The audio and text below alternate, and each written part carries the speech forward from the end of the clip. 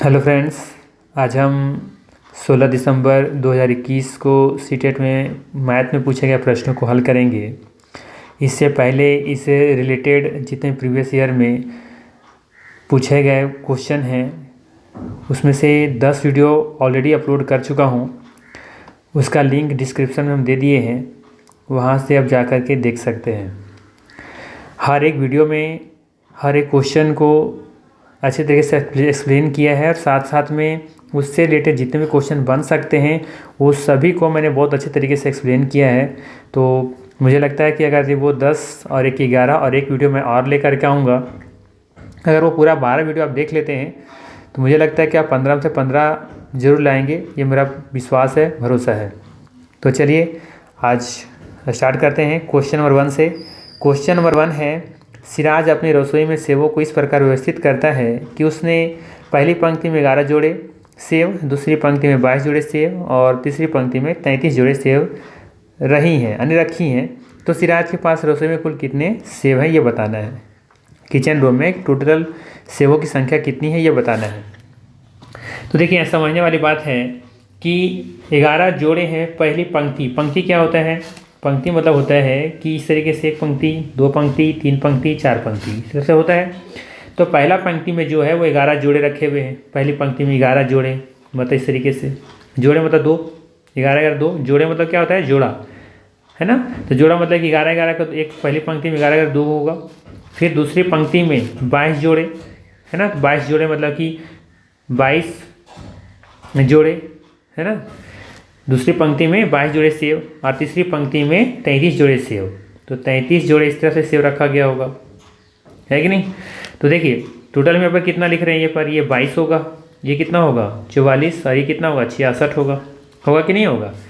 पहली पंक्ति में कह रहा है कि 11 जोड़े, तो 11 का 2 जोड़ा होगा, 22 का भी 2 जोड़ा होगा सेकेंड पंक्ति में, थर्ड पंक्ति में तीसरी पंक्ति में 33 का जोड़ा होगा। तो 33 का 33 दो बार 33। तो इस तरीके से कुल मिलाकर के कितना हो जाएगा? जोड़िए, 6 4 10 12 के 2, 6 4 10 12 और 1 13। तो कह सकते हैं उसके रसोई में किचन रूम में टोटल 132 सेव होंगे। ठीक है, तो करेक्ट आंसर हो जाएगा इसका बी नंबर। ठीक है, चलिए नेक्स्ट क्वेश्चन देखते हैं। कहता है निम्नलिखित कथनों पर विचार करें। क्या कह रहा है? सभी अभाज्य संख्याएं विषम संख्याएं होती हैं। तो पहले हम ये जानते हैं कि अभाज्य संख्या किसको कहते हैं। पिछला वीडियो में भी मैंने बताया था कि ऐसी संख्याएं जो एक से और खुद से भाग लगता हो और किसी तीसरी संख्या से भाग ना लगता हो। जो आने कह सकते हैं जो एक से भाग लगता हो और सिर्फ खुद से भाग लगता हो, उसे हम लोग अभाज्य संख्या कहते हैं। ठीक है, जिसे हम लोग प्राइम नंबर इंग्लिश में कहते हैं। तो वो सबसे छोटी भी बताए थे कि प्राइम नंबर जो होता है वो 2 होता है, यानी अभाज्य संख्या सबसे छोटी अभाज्य संख्या 2। ठीक है, उसके बाद फिर कौन होता है? 3 होता है। फिर कौन सा? 5, फिर 7, फिर 11, फिर 13, इसी तरीके से आगे लिखते चले जाएंगे। तो यहाँ पर क्या बोल रहा है? बोल यह रहा है कि सभी अभाज्य संख्याएं, देखिए सभी अभाज्य संख्याएं जो है वो विषम संख्या है। तो ये सभी विषम संख्या है। विषम संख्या किसको कहते हैं? जिसके अंत में अंकों की संख्या 1 3 5 7 9 होना चाहिए। तो यहाँ पे देखिए क्या है? 2 है। तो 2 हमारा क्या? एक सम संख्या है। तो कह रहे हैं सभी अभाज्य संख्या विषम संख्याएं होती है? नहीं, 2 को छोड़ करके हम कह सकते हैं सारी विषम संख्याएं होती हैं, लेकिन 2 ऐसी संख्या है जो एक मात्र अभाज्य संख्या भी है और सम संख्या भी है। तो पहला स्टेटमेंट क्या हो जाएगा? गलत हो जाएगा। ठीक है, चलिए नेक्स्ट में क्या लिख रहे हैं? एक अंक वाली केवल 5 अभाज्य संख्याएं हैं। एक अंक वाली, तो देखिए एक अंक वाली, एक ये मिला, एक ये मिला, एक ये, तो कितना मिल रहा है आपके पास? 4। तो 4 ऐसी संख्याएं हैं जो एक अंकों की अभाज्य संख्या है। 2 3 5 7, इसका तो कोई और नहीं है।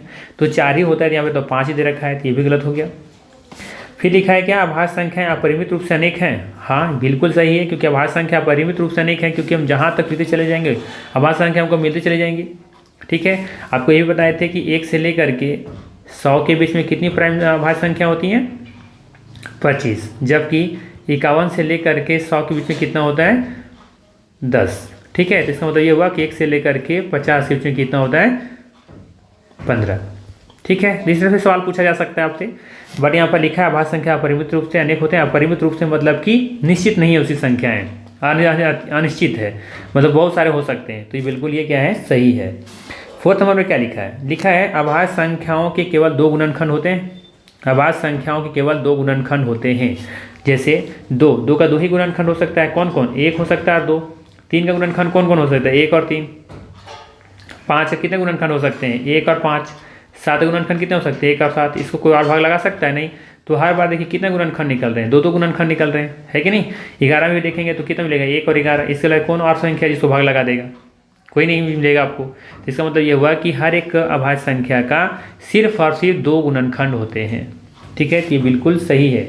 और 2 गुणनखंड कौन कौन? एक होता है और एक खुद होता है। देखिए यहाँ पर 2 1 से और ये खुद 2 है। 3 का 1 मिला और एक खुद 3। बात समझ में आया?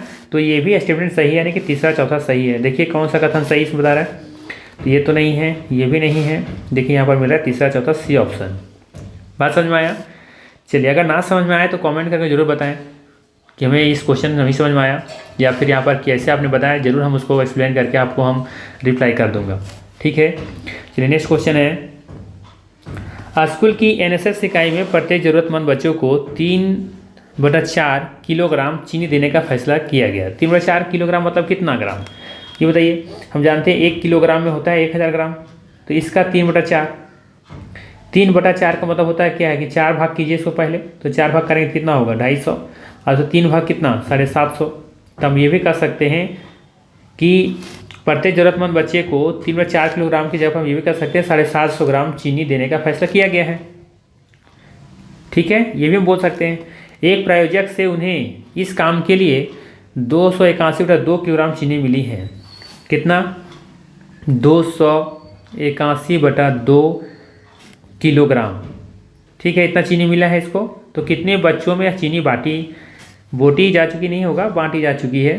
ठीक है, मिस प्रिंटिंग है यहाँ पर। तो इसको हम लोग क्या लिख सकते हैं? देखिए 281/2 इंटू, अगर हम 1000 से गुना कर दें तो बताइए क्या किसमें बदल जाएगा? ये ग्राम में बदल जाएगा। और ऑलरेडी हम यहाँ से ग्राम में बदल चुके हैं, तो इसको देखिए काटेंगे तो क्या निकल जाएगा? 2×5 = 10। ठीक है, तो 500 ग्राम। इसको गुना कर देंगे तो क्या निकल जाएगा? गुना मत कीजिए, फिर हमको तो डिवाइड करना ही होगा। तो लिखेंगे 281 इंटू 500। इतना ग्राम मेरे पास क्या है? कुल चीनी है। और एक का स्टूडेंट को कितना दिया जा रहा है? 750 ग्राम चीनी। तो एक टोटल कितने बच्चों में बांटा जाएगा ये? तो सिर्फ डिवाइड करना होगा आपको। तो ये क्या हो जाएगा? 1 0 से 1 0, 10 × 5 = 50, 15 × 5 = 75, 2 × 5 = 10 और 3 × 5 = 15। ठीक है, इसी तरह से और कुछ कटेगा क्या कहीं? देखिए, तो ये दोनों को मल्टीप्लाई करेंगे तो कितना हो जाएगा? इधर 2 एकम 2, 8 दूनी 16 के 6, 2 दूनी 4 1 5। 3 से डिवाइड कर दीजिए तो क्या हो जाएगा? ये 3 एकम 3, 2 6, 3 8 24, 2 1 3 7 21, 187 के आसपास आपको देखने को मिलेगा। ठीक है, बात समझ में आया? एग्जैक्ट नहीं आ रहा है आंसर, बट हो सकता है कहीं कैलकुलेशन मिस्टेक हो, एक बार देख लीजिएगा। बट प्रोसेस सही रहेगा और यही आंसर आने वाला है आपका 187। ठीक है, कोई दिक्कत नहीं है। चलिए नेक्स्ट क्वेश्चन देखते हैं। 4 नंबर में है, पूर्णांकों के 2 के संबंध में इनमें से कौन सा अथवा कौन से कथन सत्य हैं? कौन सा अथवा कौन से कथन सत्य हैं? कथन क्या है कि दो संख्याओं का गुणनफल सदैव संख्याओं के बराबर या उससे अधिक होता है। दो संख्या गुणनफल जो होगा सदैव संख्या के बराबर या उससे अधिक होता है। दो संख्या गुणनफल तो मान लेते हैं, एक संख्या 2 ले लेते हैं, एक संख्या 0 ले लेते हैं, तो क्या मिलेगा आपको? 0 मिल जाएगा। तो बताइए संख्याओं के बराबर आया? नहीं, संख्या के बराबर तो नहीं आ रहा है, कम ही आ रहा है। या उससे अधिक होता है? तो अधिक भी नहीं हो रहा, बराबर भी नहीं हो रहा, अधिक भी नहीं हो रहा। बराबर तो चलो 0 के बराबर, लेकिन 2 से तो कम है। ठीक है, हाँ ये अलग चीज़ है। अगर 0 ना लेकर के अगर कुछ और संख्या ले, 1 का गुना ले, तो क्या होगा? 3 एकम 3। तो देखिए 3 एक आ रहा है और 1 से भी अधिक आ रहा है, तो ये स्टेटमेंट तो मुझे लगता है गलत है।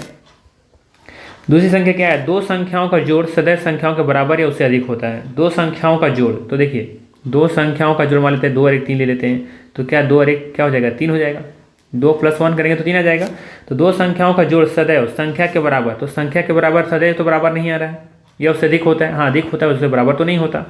ठीक है, तो हम क्या कर सकते हैं कि दोनों स्टेटमेंट क्या है? गलत है कि नहीं? देख लीजिए यहाँ पर खुद लिख रहा है ना कि दो संख्याओं का जोड़ सदैव संख्याओं के बराबर, तो बराबर तो नहीं है। देखिए 2 है 1 है, यहाँ पर उससे बीच बड़ा आ रहा है। ठीक है, और उससे अधिक तो खैर ठीक है चलो मान लेते हैं, लेकिन तो बराबर तो नहीं आ रहा है। ठीक है, तो इस तरह से दोनों स्टेटमेंट क्या है? गलत है। कहाँ दिख रहा है इसमें? Option number B. आए बात समझ में। देखिए इस तरह के सवालों को ना खुद से हम अज्यूम कर लीजिए कि मान लेते इतनी इतनी संख्याएं हैं, तो कुछ ऐसी संख्याओं को लेकर के शुरू से लेकर के चलिए, कोई भी संख्या रैंडमली कोई भी संख्या उठाइए और उसको करके देखिए कि क्या वो हम करने के बाद वो स्टेटमेंट मेरा पूरा हो पा रहा है। अगर हो पा रहा है तो एक दो और एग्जाम्पल लेकर के देख लीजिए, ठीक है। जैसे मैंने पहले एग्जाम्पल ले लिया 2 और 0 का, तो 0 आ गया, तो कह रहा है कि दो संख्या गुणनफल सदैव संख्याओं के बराबर, तो बराबर कहाँ है, एक के बराबर, दूसरे के बराबर तो नहीं है, उससे अधिक होता है, उससे अधिक कहाँ, 0 से अधिक कहाँ है, 0 के बराबर ही आ रहा है। बात समझ में आया। और देखिए 2 जो है सो 2 से छोटा ही है, अधिक कहाँ है, ठीक है। तो इस तरीके से आप चेकआउट कर सकते हो। चलिए नेक्स्ट क्वेश्चन है, रिंकी के पास जलेबी के 3 थाली है, थाली अ, थाली ब, थाली स।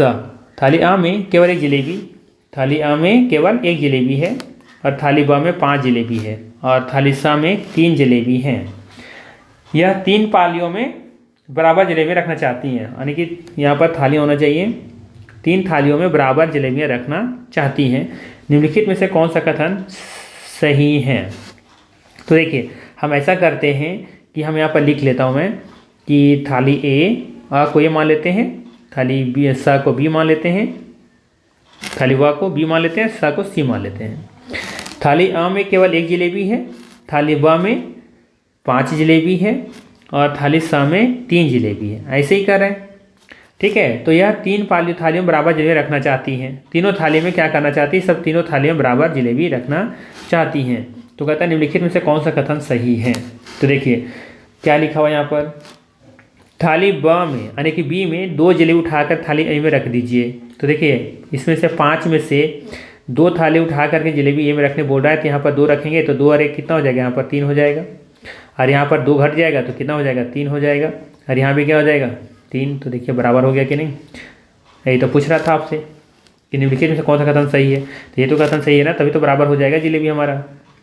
बी में से 2 उठा करके ए में रख देंगे तो यहाँ भी 3 हो जाएगा, कि 2 ए डाल कर रख रहे हैं ला करके, और एक पहले से था तो 2 और 1 3 हो गया, और यहाँ पर 5 में से 2 ले गए तो बचा 3, और 3 और पहले से यहाँ था तो बराबर हो गया, ठीक है। तो इस तरीके से हम कह सकते हैं कि पहला ही ऑप्शन क्या है, सही है। दूसरा ऑप्शन एक बार चेक कर लेते हैं, थाली बी और थाली सा में एक एक जलेबी उठाकर थाली ए में रखिए। तो कहता है बी से एक लेकर के रखिए, तो यहाँ पर 20 से लेकर रखेंगे तो यहाँ पर क्या हो जाएगा, एक पहले से था, एक और आ गया, और 3 में से 1 चला गया था, कितना बचा 2, और 1 यहाँ पर आ गया, क्योंकि दोनों में से ला कर यहाँ रखना था, तो यहाँ हो गया 3, यहाँ 4, और यहाँ पर 2, बराबर तो नहीं हो रहा। तीनों थालियों में बराबर जलेबी नहीं हो सकती, कैसे नहीं हो सकता, फर्स्ट नंबर तो बराबर कर रखा है फर्स्ट ऑप्शन से, ठीक है। तो इसका ऑप्शन कौन सा हो जाएगा, ए नंबर, ठीक है। बात समझ में आया। चलिए क्वेश्चन नंबर 6 है, यदि 6 और 7 का लघुत्तम समवर्त्य एक्स वाई के लघुत्तम समवर्त्य का आधा है, और यदि एक्स का मान 12 है तो वाई का मान क्या होगा। तो देखिए पहले ऐसा कीजिए, आप क्वेश्चन को अच्छे से समझने का प्रयास कीजिए। क्वेश्चन क्या कह रहा है कि 6 और 7 का लघुत्तम समवर्तक जो है वो एक्स और वाई के लघुत्तम समवर्तक का आधा है। तो हम ऐसा लिख सकते हैं कि 6 और 7 का जो लघुत्तम समवर्तक होगा वो 42 होगा। अब एलसीएम निकालेंगे तो 72 ही तो आएगा, क्योंकि एक दोनों क्या है, एलसीएम इसका 1 है, तो इसका मतलब कि दोनों का गुणनफल ही क्या होगा, एलसीएम होगा, ठीक है। अब आगे देखते हैं कि जो हमारा x है और y को अगर हम गुना कर देते इसका भी एलसीएम क्या निकल जाएगा। कहता है कि एक्स वाई के लघुत्तम समवर्तक यानी कि एलसीएम मान लो तो दोनों गुना कर देते हैं, तो इसका लघुत्तम समवर्तक का आधा होगा। आधा होगा मतलब कि क्या, इसका आधा होगा, इसका आधा होगा, तो इसका आधा होगा, सॉरी 42 होता है ना, तो ये इसका आधा होगा। तो अगर ये आधा है, इसका एक्स वाई का ये आधा है, तो इसका मतलब ये डबल होगा। जब ये कह रहा है कि 6 7 का लघुत्तम समवर्तक जो है वो एक्स वाई के लघुत्तम समवर्तक का आधा है, कौन है, इसका आधा ये है, तो देखिए इसे 2 से डिवाइड कर देंगे। अगर 2 से डिवाइड कर देते आधा हो जाएगा कि नहीं, ये 2 से 2 का आधा हो जाएगा, यानी कि कहने का मतलब है कि एक्स वाई जो होगा उससे डबल होगा ना। बात समझ में आया। तो हम ये भी लिख सकते हैं, अब देखिए हम ये भी लिख सकते हैं कि एक्स वाई के बराबर 42/2 है, और वाई एक्स का मान आपका दे रखा है, कितना दे रखा है 12, तो लिख सकते हैं 12 गुना वाई इक्वल टू कितना 42 गुना 2, ऐसा भी लिख सकते हैं ना, क्योंकि खुद लिखा है ना कि एक्स का मान 12 है, तो एक्स का मान 12 बैठा देते हैं, वाई का मान हमको नहीं पता, बट इसके इक्वल तो दे रखा है कि इसके आधा होगा, इसके आधा होगा, तो मतलब ये डबल होगा। तो हम वाई का मान क्या निकाल सकते हैं, 42 गुना 2 डिवाइडेड बाई 12, तो 2 छक 12 और 6 7 42, तो वाई का मान कितना निकल जाएगा हमारा 7। Correct answer D number. बात समझ में आया? चलिए नेक्स्ट क्वेश्चन देखते हैं। क्वेश्चन नंबर 7 है यहाँ पर।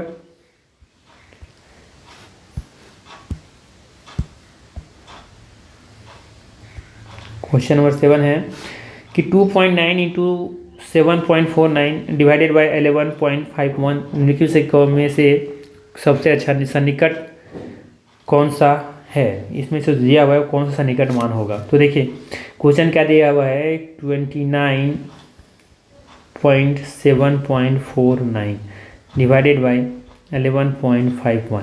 इसको बनाने का तरीका क्या है? तो देखिए 2.9 को किससे क्लोज में होगा, नियर में होगा 3 का, और 7.49 किसके नियर होगा 7 का, और 11.51 किसके नियर होगा 12 का। ध्यान रखिएगा कि पॉइंट के बाद कितना है 5 है। अगर 5 या 5 से ज़्यादा है तो ये एक इसमें क्या करेंगे ऐड कर देंगे, और अगर ये 5 से कम है तो जैसे है वैसे लिखेंगे। तो यहाँ पर देखिए 5 या 5 ज़्यादा था तो एक ऐड कर दिए, 11 का 12 लिख दिए। यहाँ पर देखिए पॉइंट के बाद कितना है 5 से कम है, तो कम है तो 7 का 7 लिख दिए।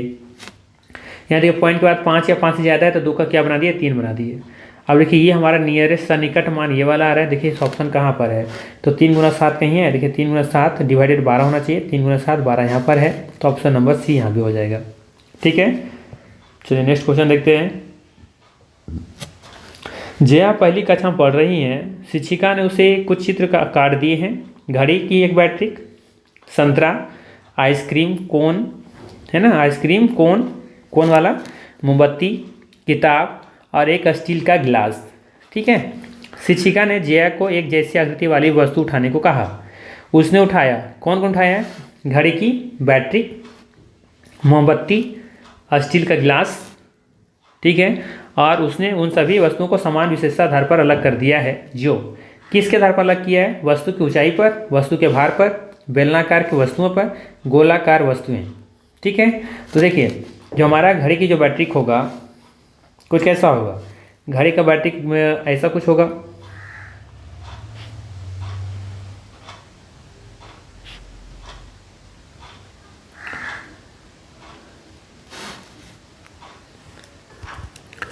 जैसे इन आकृति में देख सकते हैं आप, ये घड़ी की बैटरी की तरह है, ये मोमबत्ती मैंने लिया है और ये स्टील का गिलास लिया है। तो ये देखिए क्या ये वस्तु की ऊंचाई के आधार पर उठाया है, सेलेक्ट किया है? नहीं। वस्तुओं का भार के आधार पर? नहीं। ठीक है, नहीं ना। बेलनाकार की वस्तु, बेलनाकार की वस्तु देखिए ये बेलन का आकार के जैसा दिख रहा है, ये भी बेलन का आकार जैसा दिख रहा है और ये भी बेलन का आकार जैसा ही दिख रहा है कि नहीं? ये तीनों बेलन का आकार की वस्तु है, गोलाकार तो नहीं है, ये गोलाकार तो नहीं दिख रहा, ये कहीं ना कहीं बेलनाकार है, बेलन के साइज की तरह दिख रहा है, और उसी के आधार पर इन्होंने क्या किया जो है वो सिलेक्ट किया है। ठीक है, तो इसका आंसर क्या हो जाएगा? C option. ठीक है, भार के आधार पर बिल्कुल नहीं है क्योंकि तीनों का भार अलग अलग है। वस्तु की ऊंचाई भी अलग अलग हो सकता है। बेलनाकार का गोलाकार वस्तु, तो गोलाकार तो एक भी वस्तु यहाँ पर नहीं है, बेलनाकार है, तो ये तीनों बेलनाकार है, बिल्कुल है, सही है, ये बेलनाकार है, बेलन के आकार की जैसा ही है। तो हम कह सकते हैं कि जया जो है वो जो सेलेक्ट की हैं वो किस विशेषता के आधार पर उठाई हैं, तो बेलनाकार के आधार पर। बात समझ में आया? चलिए नेक्स्ट क्वेश्चन देखते हैं। नेक्स्ट क्वेश्चन है, सुबह 6 बजे से दोपहर 3 बजे सुई कितने अंश कोण घुमा लेगी? ठीक है, सुबह 6 बजे से दोपहर 3 बजे, सुबह 6 बजे से दोपहर 3 बजे सुई कितने अंश कोण घुमा लेगी? तो जैसे देखिए इसे मान लेते हैं, ये मेरा क्या है एक ट्रायंगल है या फिर एक सिरे से घड़ी मान लेते हैं इसको। ठीक है, तो यहाँ से हम क्या कर लेते हैं, मान लेते हैं कि यहाँ से ये 12 और यहाँ से ये 6। ठीक है, तो मान लेते हैं सुबह 6 बज रहा है, कितना बज रहा है 6। अगर ये कांटा अगर ये मान लेते हैं कि ये यहाँ से 6 से शुरू हो करके एक राउंड यहाँ से घूम करके वापस आ जाए तो 360 डिग्री का मूव कर लेगा, है ना। एक रोटेशन को पूरा कंप्लीट करने में कितना डिग्री, 360 डिग्री। बट ये कह रहा है कि 6 से स्टार्ट करके, सुबह 6 बजे से स्टार्ट करके ये राउंड करते करते कहाँ पहुँच जाएगा, ये 3 बजे तक। ठीक है, 3 बजे तक। ठीक है, बात समझ में आया? ये राउंड अप करते हुए कितना तक पहुँच जाएगा, ये 3 बजे तक। मतलब ये है कि अगर इसको हम 4 भागों में डिवाइड कर दें तो हर एक पार्ट 90 डिग्री का होगा ना। इस तरीके से। तो यहाँ से ये वाला 6 बजे से कांटा घूमते घूमते 9 बजे गया होगा 90 डिग्री, फिर 12 बजे पे गया होगा तो 180 डिग्री, और फिर 3 बजे आया होगा तो फिर 90 यानी कि 227 डिग्री। ठीक है, यानी कि ये अभी ये सर्कल यहाँ से लेकर के यहाँ तक आना बाकी है। अगर वापस यहीं पहुँच जाता तो कहते 360 डिग्री को मूव किया है, बट ये 3 बजे तक कोई पूछा जा रहा है, तो इसका मतलब कि 3 बजे तक 9 3 27 270 डिग्री ही वो कोण घुमा ली होंगी। ठीक है, इसका कौन सा आंसर हो जाएगा 270। बात समझ में आया? चलिए नेक्स्ट क्वेश्चन देखते हैं। एक आयत जिसकी भुजाएं केवल प्राकृतिक संख्याओं में हैं। प्राकृतिक संख्या किसको कहते हैं? मैंने लेक्चर में बताया ना पिछले वीडियो में कि प्राकृतिक संख्या किसको कहते हैं? जो नेचुरल में भी प्राकृतिक मिला हुआ है, जैसे कि 1 2 3 4 इसी तरह लिखते चले जाएंगे कहाँ तक? अनंत तक। वो सारी संख्याएं क्या हैं? प्राकृतिक संख्याएं हैं। तो कह रहा है कि एक आयत है। आयत कैसे होता है? एक ये आयत मान लेते हैं, ये आयत है मेरा। ठीक है, तो ये आयत में जिसकी भुजाएं क्या हैं? केवल प्राकृतिक संख्याओं से मिलकर बना हुआ है, यानी कि कहीं ना कहीं 1 होगा 2 होगा, या तो इसका 1 होगा ये 2 होगा, ये भी 1 होगा ये 2 होगा, 0 किसी का नहीं है, मतलब ये कहने का मतलब है। नेगेटिव में तो हो नहीं सकता। का क्षेत्रफल 24 वर्ग सेंटीमीटर है। कितना है? 24 वर्ग सेंटीमीटर किसका क्षेत्रफल? तो 24 जो क्षेत्रफल है उसको हम कैसे निकाल सकते हैं? तो याद कीजिए कि आयत का क्षेत्रफल का होता क्या है, ये बताइए पहले। आयत का क्षेत्रफल क्या होता है? लंबाई गुना चौड़ाई, है ना? तो आयत का क्षेत्रफल कितना दे रखा है? 24 दे रखा है, और ये हमारा क्या होगा? लंबाई गुना चौड़ाई। ठीक है, तो देखिए ये 24 है, तो 24 कैसे आया होगा? इसको कैसे कैसे लिख सकते हैं? 6 गुना 4 लिख सकते हैं, लिख सकते हैं कि नहीं? 6 24, तभी तो इधर 24 आ सकता है। या तो 6 लंबाई रहा होगा, चौड़ाई 4 रहा होगा, या तो फिर 8 रहा होगा लंबाई और 3 क्या रहा होगा? चौड़ाई। और कैसे 24 आ सकता है? या तो हो सकता है ये 12 रहा होगा और ये कितना रहा होगा? 12 दूनी 24। कैसे हो सकता है? पॉसिबल है। और क्या हो सकता है? ऐसे भी लिख सकते हैं कि 24 ही लंबाई रहा होगा और चौड़ाई कितना रहा होगा? 1, तो 24 से कम 24 भी हो सकता है। और क्या पॉसिबल है? जितने पॉसिबल को आप लिख सकते हैं। और क्या है? 3 4 5 से तो नहीं आएगा, 6 से भी नहीं आएगा, 6 से मैंने लिख लिया, 7 भी नहीं आएगा, 8 से आ सकता है तो लिख दिया मैंने, 8 9 9 से नहीं आएगा, 10 11 12 से भी लिख लिया है। तो मैंने इतना पॉसिबल है, 4 तरीके का पॉसिबल, आगे लिखने की ज़रूरत नहीं है। इतना पॉसिबल है, या तो उसकी लंबाई चौड़ाई ये हो सकता है, या तो ये, या तो फिर ये, या तो फिर ये हो सकता है। बात समझ में आया? ठीक है, आप देखिए अगर ये लेंथ है 6 और लेंथ ये है और ब्रेथ ये 4 है, यानी कि लंबाई ये है और चौड़ाई ये है, तो 6 4 10। तो कहने का मतलब क्या है कि अगर ये 6 है और ये मेरा 4 है, तो 6 4 10 10 दूनी 20। इसका परिमाप 20 हो सकता है, ये हो सकता है। इसी तरीके से 8 और 3, अगर मान लेते हैं कि ये अगर इसकी लंबाई 8 है और इसकी चौड़ाई 3 है, तो 8 और 3 कितना होता है? 11। तो 11 दूनी कितना हो जाएगा? 22। मतलब ये भी 8 होगा ना और ये भी 3 होगा, तो 8 8 16 3 19 3 22, तो 22 हो सकता है। तो ये भी हो सकता है कि नहीं? आगे देखिए, अब मान लेते हैं कि अगर इसकी लेंथ अगर ये 12 है, इसकी लेंथ अगर 12 है तो इसकी चौड़ाई कितना होगा? 3 होना चाहिए फिर, सॉरी 3 नहीं 2 ना, 2। तो ये तो ऐसे क्षेत्रफल 12 दूनी 24 होगा, तो 12 और 2 14, 14 दूनी कितना होता है? 28। ठीक है, तो 28 ऑप्शन में भी दिख रहा है, तो इसका मतलब 25 नहीं होगा। एक और देख लेते हैं, इसको भी देख लीजिए। 24 है, तो 24 और 1 25, 25 दूनी 50, जो कि है नहीं, तो इसका मतलब कौन सा ऑप्शन होगा? B number. ठीक है, आप चाहते तो शुरू में ही आप बी नंबर को ऑप्शन चेक कर सकते थे। कैसे? क्योंकि देखिए 25 जो है एक क्या है? विषम संख्या है, विषम संख्या है। और यहाँ पे देखिए जो भी है आपको दिख रहा है 6 4 6 8 3 12 2, और ये गुणनफल करने पर कभी विषम संख्या मिलेगा? कभी नहीं मिलेगा। 6 4 24 है ना, 24 दूनी 48, या 6 4 10 10 दूनी 20, 8 3 11 दूनी 22। तो जो भी आ रहे डबल आ रहे वो किस में आएगा? सम संख्या में ही आएगा फाइनली आपसे। तो आप चाहते तो टिक कर सकते थे, बट नहीं करते, करना चाहते तो फिर आप इस लॉजिक से तो जा ही सकते हैं।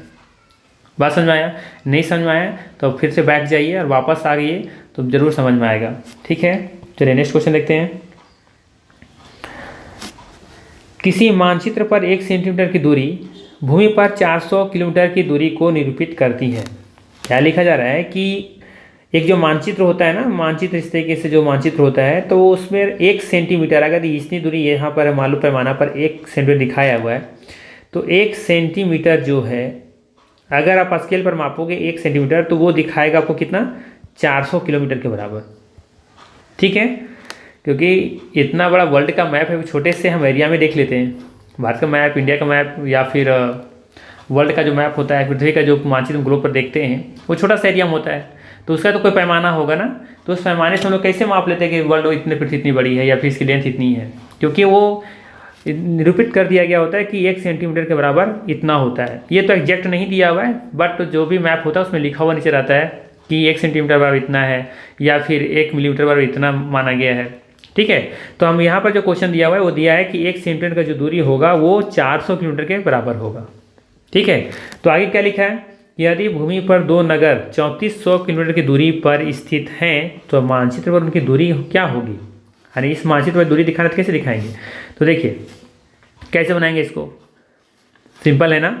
कैसे करेंगे बताइए आप, 1 सेंटीमीटर 400 सेंटीमीटर दिखा रहे हैं। ठीक है, तो हम क्या करेंगे, यहाँ पर सिंपली डिवाइड कर देंगे, ना। 400 से डिवाइड कर दीजिए कितना में, 3400 से डिवाइड पता चल जाएगा, 2 जीरो से 2 जीरो और 4 9 36, नहीं 4 8 32 और 4 5 20, यानी कि 8.5 सेंटीमीटर दिखाएगा। Option number B. ठीक है, बात समझ में आया कि नहीं। इसको एक एक नियम से कैसे बनाते, तो ऐसे लिख सकते थे कि 400 किलोमीटर दिखाता है 1 सेंटीमीटर, है ना। तो 1 किलोमीटर कितना दिखाएगा, 1 किलोमीटर में दिखाएगा 1/400, तो 3400 किलोमीटर कितना दिखाएगा, तो 1/400 गुना 3400। तो इसको कैलकुलेट आप करेंगे तो मिल जाएगा आपको 8.5 सेंटीमीटर। आई बात समझ में। तो दोनों तरीके थे आपके पास। चलिए नेक्स्ट क्वेश्चन देखते हैं। 12वां क्वेश्चन दिया हुआ है कि 800 मीटर की एक दौड़ में अनूप की पहली 100 मीटर पूरा करने में 14 सेकंड लगते हैं और अगले 100 मीटर पूरा करने में पिछले से 2 सेकंड ज़्यादा लगते हैं और उसके आगे के 100 मीटर पूरा करने में पिछले वाले से फिर 2 सेकंड ज़्यादा लगते हैं। यह प्रक्रिया समाप्त होने तक चलती है। अनूप को दौड़ को पूरा करने में कितना समय लगा। ठीक है, तो देखिए इसको कैसे बनाएंगे, इसको क्या अप्रोच होना चाहिए। तो अनूप को पहली 100 मीटर दौड़ने में कितना समय लग रहा है, 14 सेकेंड का। ठीक है, फिर अगला बार जब दौड़ेगा 100 मीटर तो उसको कितना समय लगेगा, अगले 100 मीटर पूरा करने में से लगेंगे पिछला से 2 सेकेंड ज़्यादा, मतलब कि 16 सेकेंड। फिर जब 100 मीटर दौड़ेगा तो पिछला से फिर 2 ज़्यादा लगेगा, मतलब कि 18 लगेगा। फिर जब 100 दौड़ेगा तो कितना लगेगा, फिर 2 सेकेंड ज़्यादा।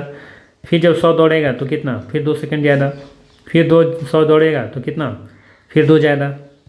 फिर जब 100 मीटर दौड़ेगा तो फिर से इसको 2 सेकेंड ज़्यादा लगेंगे।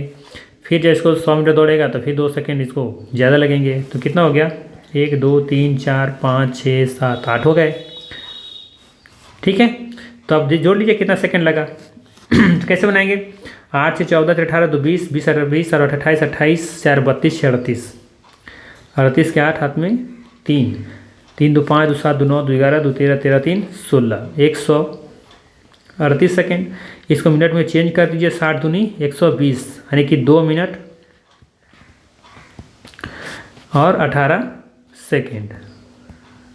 ठीक है, तो देखिए 2 मिनट 18 सेकेंड कहाँ हैं, 2 मिनट 8 सेकेंड दिया हुआ है, 60 दूनी 120। अच्छा वहाँ पर मतलब 3 आया था ना, तो 13 3 16 होना चाहिए था यहाँ पर। तो मैंने क्या किया, यहाँ पर थोड़ा सा मिस्टेक किया है। तो यहाँ पे 8 हो जाएगा, 3 हाथ पे बचा था ना, तो 3 2 5 2 7 2 9 2 11 2 13 और 3 16 होना चाहिए था ना।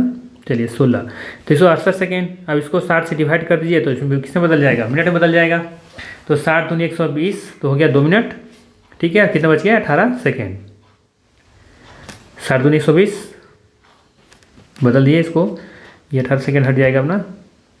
तो 60 दूनी 120 है ना, इसको मतलब ऐसे लिख सकते हैं ना, 168 को ऐसे लिख सकते हैं, 120 प्लस क्या लिख सकते हैं, 48 ऐसे लिख सकते हैं ना। 120 प्लस 40 20 60 168 हो जाएगा। तो 160 120 का मतलब कि 2 मिनट और ये 48 सेकेंड। तो 2 minute 48 second, option number B. ठीक है, चलिए नेक्स्ट क्वेश्चन देखते हैं। प्रत्येक संख्या के अंकों का पहचान कर अगली संख्या बताइए। तो इसका क्वेश्चन को बनाने का तरीका क्या है, डिफरेंस निकाल के देखिए कि कितना कितना आ रहा है। देखिए 910 में से हम कितना घटाएंगे कि 821 आएगा। तो घटा के देखिए 910 में 821 घटाएंगे तो क्या बचेगा 9, यहाँ क्या बचेगा 8 2 10। ठीक है, तो यहाँ पर डिफरेंस कितना आया 89 का। ठीक है, यहाँ भी घटा के देखिए 821 में 732 जाएगा तो 732 इतना इतना जोड़ेंगे तो यहाँ भी कितना आ जाएगा आपका 89। ठीक है, फिर यहाँ पर डिफरेंस निकालिए तो कितना हो जाएगा 60 40 100, 60 यानी कि 57, 57 32, 57 58 यानी कि 30 यानी कि ये भी आ जाएगा 89। ठीक है, तो देखिए 89 का हर बार डिफरेंस आ रहा है। तो हर बार हम क्या कर रहे हैं, पिछली संख्या में से 89 को लेस करके लिख रहे हैं। तो अब की बार भी क्या करेंगे 643 में से 89 को क्या करेंगे लेस करेंगे। तो क्या निकल जाएगा 9 4 13, यहाँ कितना बचा ये 3, 3 में से 8 जाएगा 3 हो जाएगा 8 5 13, यहाँ बचा 5। तो कितना निकल जाएगा 554, ऑप्शन नंबर ए। ठीक है, चलिए नेक्स्ट क्वेश्चन देखते हैं। एक बच्चे द्वारा 5 विषयों में प्राप्त अंकों का माध्य कितना है 74 है। ठीक है, 5 विषयों में तो 5 से गुना कर दें तो क्या निकल जाएगा 5 और 20 के 0 हाथ में 2, 5 7 35 और 2 37, ये टोटल मार्क्स निकल गए। जो 5 विषय में जो प्राप्त अंक का जो माध्य है तो वो माध्य कितना है 74 है। अगर इसमें 5 से मल्टीप्लाई कर देंगे तो उसको पता चल जाएगा कि 5 विषयों में कुल अंक कितना उन्होंने प्राप्त किया। तो 370 नंबर। उसने 3 विषयों में 70 75 और 80 अंक प्राप्त किए हैं। ठीक है, 70 प्लस 75 प्लस 80, 3 विषयों में इतना प्राप्त किया है। तो कितना हो जाएगा ये 5 8 7 21 और 1 22 225 होगा ना 225। 3 विषय में सब्जेक्ट में पास में उसको मिला है 225। तो उसके उस बच्चे द्वारा बाकी 2 विषयों में प्राप्त अंकों का माध्य क्या है। तो इसमें पहले 225 घटा दीजिए, क्या निकल जाएगा 145। 2 विषयों का बचेगा 145। ठीक है, इसको क्या करेंगे 2 से डिवाइड कर देंगे तो औसत निकल जाएगा बाकी 2 सब्जेक्ट का। तो 2 से 14, 2 दूनी 4, 2 5 10 यानी कि 72.5। आए बात समझ में। पहले तो कुल निकाल लीजिए कि कितना मार्क्स आया है। 3 सब्जेक्ट का जो नंबर दे रखे हैं उसको घटा दीजिए, बचेगा 2 सब्जेक्ट का नंबर।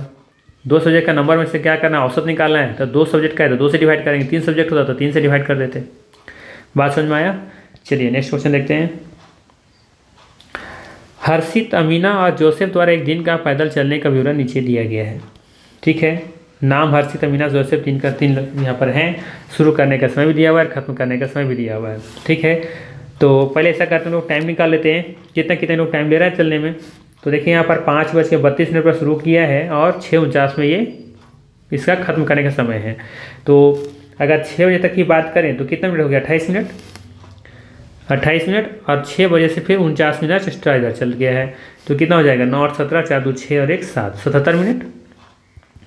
इसी तरीके से इसका 5:27 में 6 बजे तक कितना मिनट 33 मिनट और 37 मिनट कितना हो जाएगा 33 और 37 तो 30 30 60 और 10 70। ठीक है, इसी तरीके से इसमें देखिए 6:06 पर तो 7 बजे तक कितना समय लिया होगा 56 मिनट नहीं 54 मिनट है ना। तब उसमें बच जाएगा 7 और प्लस में 31 मिनट इधर और 7 बजे से तो कितना हो जाएगा इधर 50 30 80 और 5 85। ठीक है, इन लोगों का ये टाइम निकला है। इतना क्या निकला है ये मिनट निकला है। हर्षित 77 मिनट का टाइम ले रहा है, अमीना 70 मिनट का, जोसेफ 85 मिनट का। तो निम्नलिखित में से कौन सा सही है ये बताना है हमें। तो देखिए हर्षित और अमीना समान समय अवधि के लिए चले नहीं, समान तो कोई नहीं चला है। जोसेफ अमीना से 8 मिनट ज़्यादा चला है। जोसेफ ये है अमीना से 8 मिनट ज़्यादा चला है, 15 मिनट ज़्यादा चला है। तो ये भी गलत हो गया। अमीना सबसे कम चली हाँ ये बिल्कुल सही लग रहा है क्योंकि 70 है, क्योंकि उससे बाकी 77 85 है। तो बिल्कुल ये सही है सी ऑप्शन। और जोसेफ हर्षिता से 15 मिनट ज़्यादा चला है। जोसेफ जो है वो हर्षिता से नहीं 15 मिनट चला है, अमीना से भले ही 15 मिनट ज़्यादा चला है। तो ये भी ऑप्शन क्या हो गया गलत हो गया। बात समझ में आया। तो इस तरह के क्वेश्चन में जब भी दिया होने इस तरह का क्वेश्चन तो पहले जो दिया है ना उसको कैलकुलेट करके रख लीजिए ताकि उसको फिर सॉल्व करने में आसान हो जाए कि कौन सा स्टेटमेंट सही है और कौन सा स्टेटमेंट गलत है। तो चलिए, ये थे आज के हमारे 15 क्वेश्चन। वीडियो कैसा लगा ज़रूर कमेंट करके बताएं और वीडियो को लाइक और शेयर ज़रूर करें अगर पसंद आया हो तो। Thanks for watching. मिलते हैं फिर इसी तरह के नेक्स्ट वीडियो में। और हाँ, इसके बाद सिर्फ और सिर्फ एक वीडियो और मैं लाऊंगा, जो एग्ज़ाम से ठीक पहले 21 जनवरी को सीटेट का एग्ज़ाम है, तो 20 तारीख को एक और मास्टर वीडियो लाऊंगा मैं, जिसमें लगभग सारे कोशिश करूँगा उसमें सारे कॉन्सेप्ट को मैं बताऊँ। ठीक है, तो इंतज़ार कीजिए इस वीडियो का। तब तक take care, bye bye, Tata.